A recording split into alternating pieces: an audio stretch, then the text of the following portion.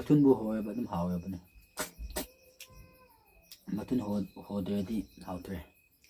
ꯃꯌꯥꯝꯕ ꯈꯨꯔꯨꯝꯖꯔꯤ ꯁꯤ 5K subscriber ꯌꯧꯕꯒꯤ ꯑꯩꯒꯤꯁꯤ ꯆꯥꯛ ꯆꯥꯒꯗꯧꯔꯦ ꯑꯗꯨꯅꯤꯅ ꯃꯌꯥꯝ ꯉꯁꯤ ꯑꯩꯅ ꯆꯥꯒꯗꯧꯕ ꯄꯣꯠ ꯆꯩ ꯍꯥꯏꯕ ꯇꯥꯔꯦ ꯌꯦꯟꯁꯥꯡꯒꯨꯝ ꯃꯨꯛꯕꯥꯡ ꯁ꯭ꯃꯣꯜ ꯃꯨꯛꯕꯥꯡ ꯁꯤꯅ ꯂꯩꯒꯦ ꯑꯩꯈꯣꯏ ꯀꯩꯅꯣ ꯅꯥꯁꯤꯛ ꯅꯝꯕꯤꯀꯣ ꯑꯩꯈꯣꯏ ꯃꯣꯏꯔꯣꯟꯗꯗꯤ ꯃꯣꯌꯣꯔꯕꯣ ꯍꯥꯏꯕꯅꯦꯕ ꯑꯗꯨꯒ ꯁꯤꯅ ꯔꯩꯃꯨꯏꯕꯣ ꯃꯥꯒꯤ ꯂꯩꯁꯨ ꯂꯩꯕꯅꯦ ꯑꯣꯔꯦꯟꯖ ꯀꯂꯔꯗ ꯁꯥꯠꯄ ꯌꯥꯝ ꯐꯖꯕꯅꯦ ꯂꯣꯛꯇꯀꯣ ꯑꯗꯨꯒ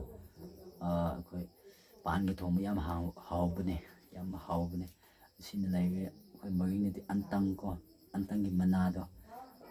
ꯃꯩꯇꯩꯅꯗꯤ ꯌꯦꯟꯗꯪ ꯃꯅꯥ ꯑꯗꯨꯗꯒꯤ ꯏꯁꯤꯡ ꯂꯩꯔꯦ ꯑꯗꯒꯤ ꯁꯤ ꯍꯩꯔꯤꯕꯣꯛ ꯂꯩꯔꯦ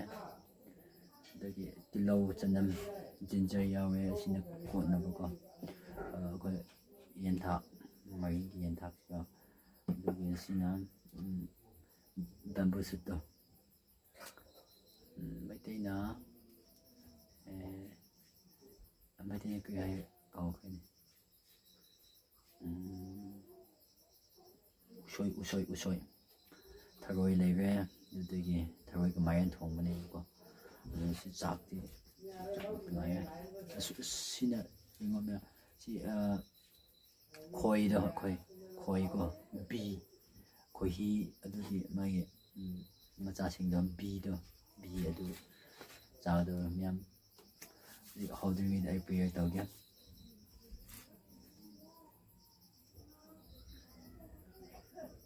Let's start. Hana ising takya. Hana soy.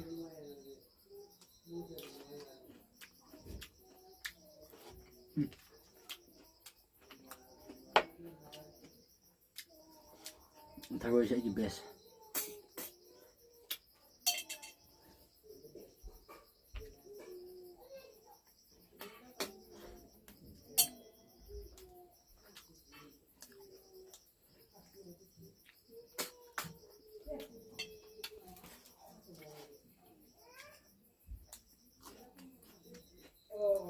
Tombo.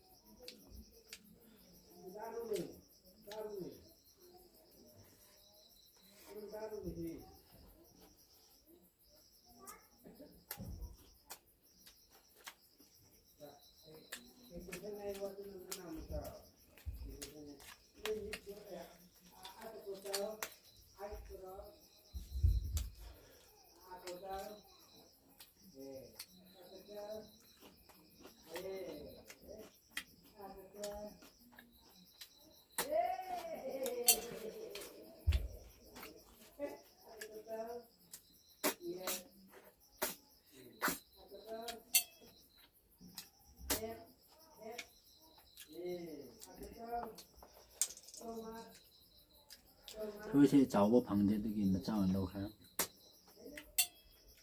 ꯃꯊꯪꯗ ꯁꯤꯗꯤ ꯍꯦꯟꯅ ꯆꯥꯎꯕ ꯊꯤꯒꯦ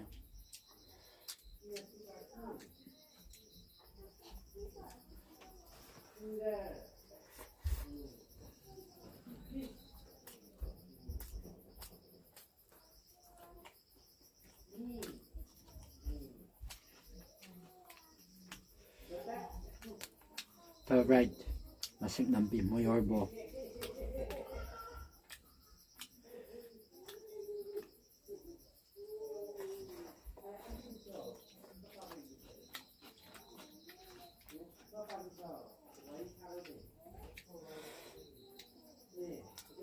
mahi yam yaw nang nang lao thongbo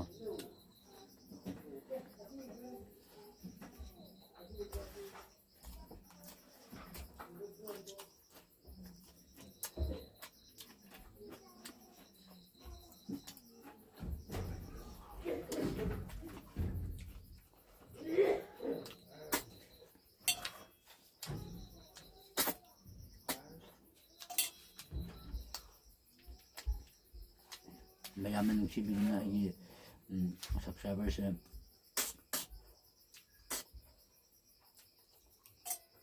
$5,000 ꯌꯧꯍꯟꯕꯤꯕꯒꯤ ꯌꯥꯝ ꯊꯥꯒꯠꯆꯔꯤ ꯃꯌꯥꯝ ꯅꯣꯏꯒꯤ ꯅꯨꯡꯁꯤꯕꯗꯨꯅꯅꯤ ꯑꯩꯅ $5,000 ꯌꯧꯕ ꯉꯝꯃꯤꯁꯦ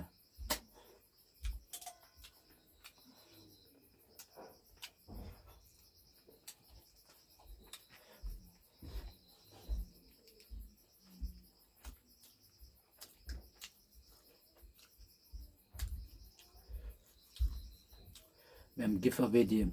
10,000K ꯌꯧꯕ ꯀꯥꯟꯗ ꯇꯧꯒꯦ ꯑꯩ ꯆꯦꯅꯦꯜꯗꯤ ꯌꯥꯝ ꯒ꯭ꯔꯣꯠ ꯇꯞꯄꯦ ꯍꯥꯏꯗꯤ ꯑꯩꯗꯤ ꯀꯟꯇꯦꯟ ꯀ꯭ꯔꯤꯌꯦꯠ ꯇꯧꯕ ꯍꯩꯇꯕꯀꯣ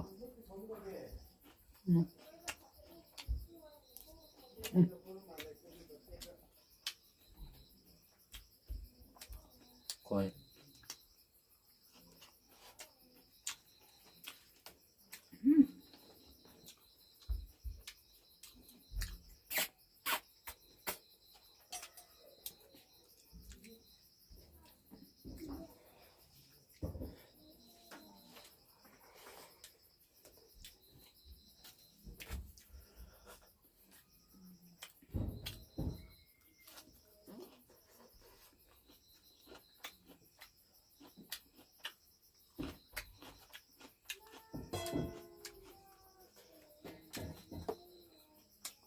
haibo atepa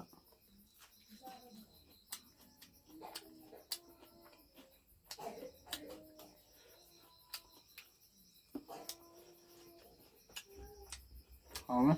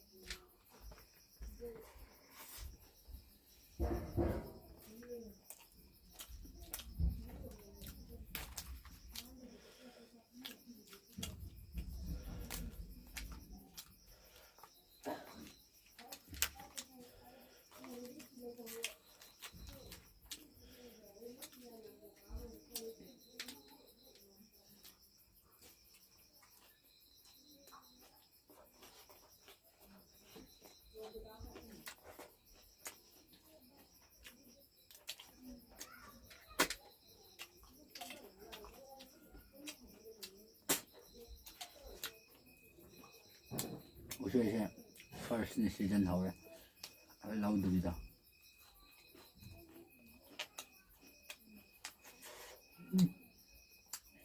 Khao din na ba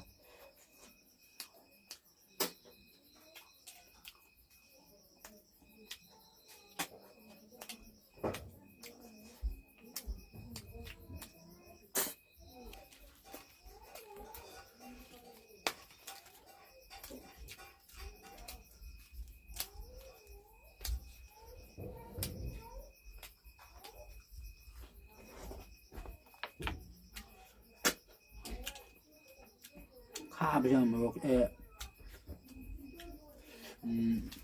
nó Tharoi sao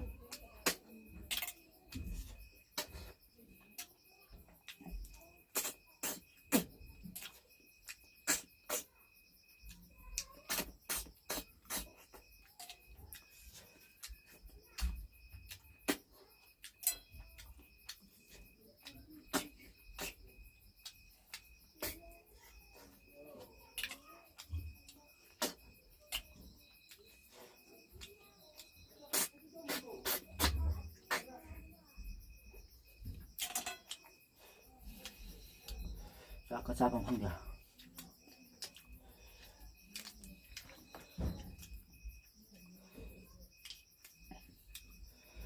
do sai đi con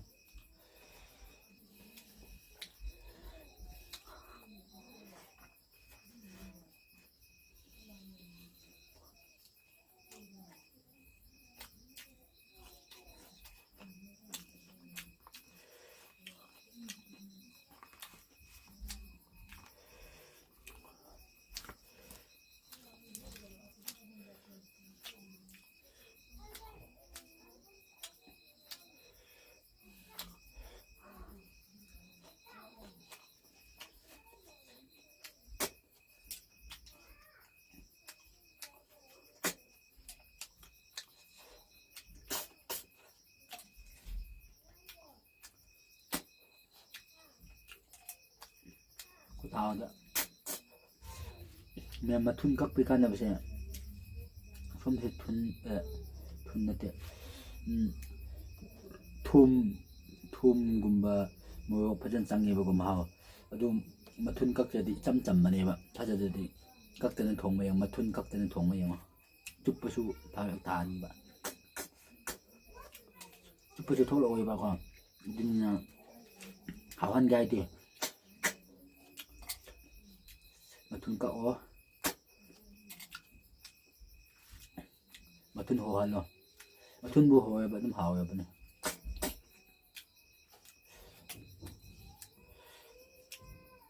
ꯃꯊꯨꯟ ꯍꯣꯗ꯭ꯔꯗꯤ ꯍꯥꯎꯇ꯭ꯔꯦ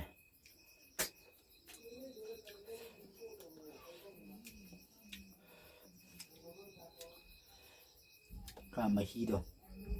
ꯌꯥꯎꯔꯗꯤ ꯍꯥꯎꯔꯦ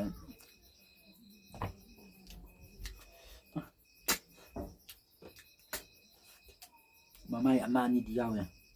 ꯀꯩꯅꯣ ꯐꯔꯛ ꯇꯥꯕ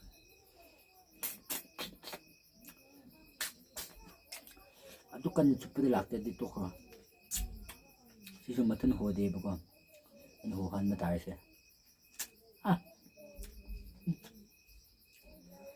ꯀꯥꯏ ꯃꯊꯨꯟ ꯍꯣꯗ꯭ꯔꯗꯤ ꯊꯨꯟ ꯆꯪꯗꯦ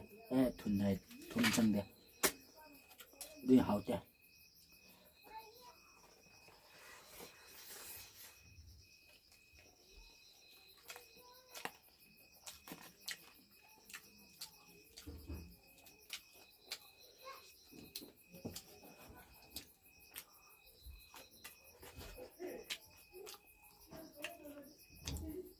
ꯃꯌꯥꯝꯁꯤ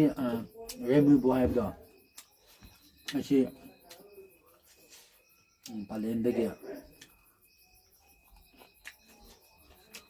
ꯄꯂꯦꯟꯒꯤ ꯌꯨꯝꯗ ꯂꯩꯕꯅ ꯏꯄꯥꯟ ꯊꯥꯔꯝꯕꯀꯣ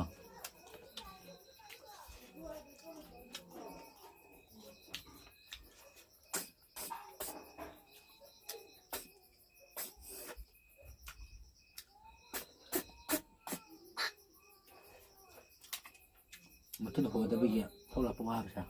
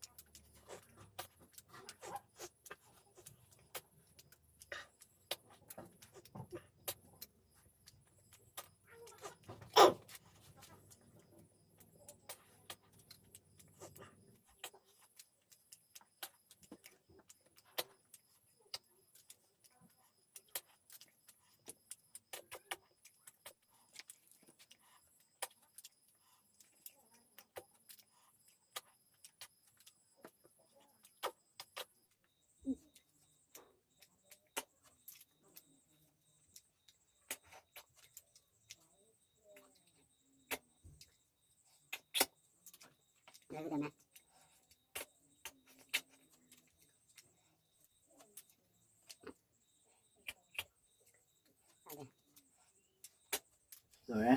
rồi chứ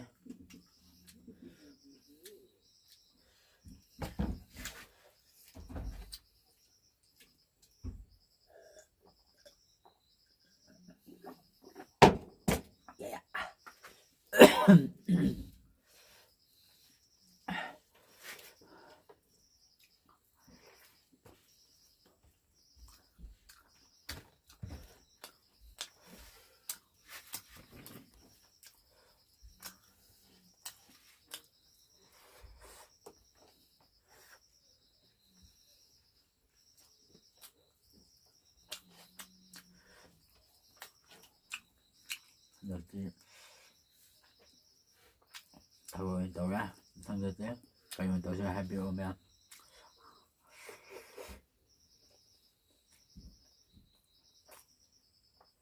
가면 복사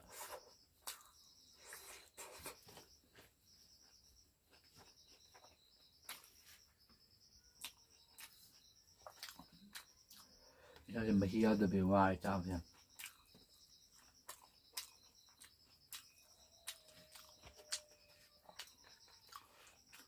Khoi của thao gì vậy?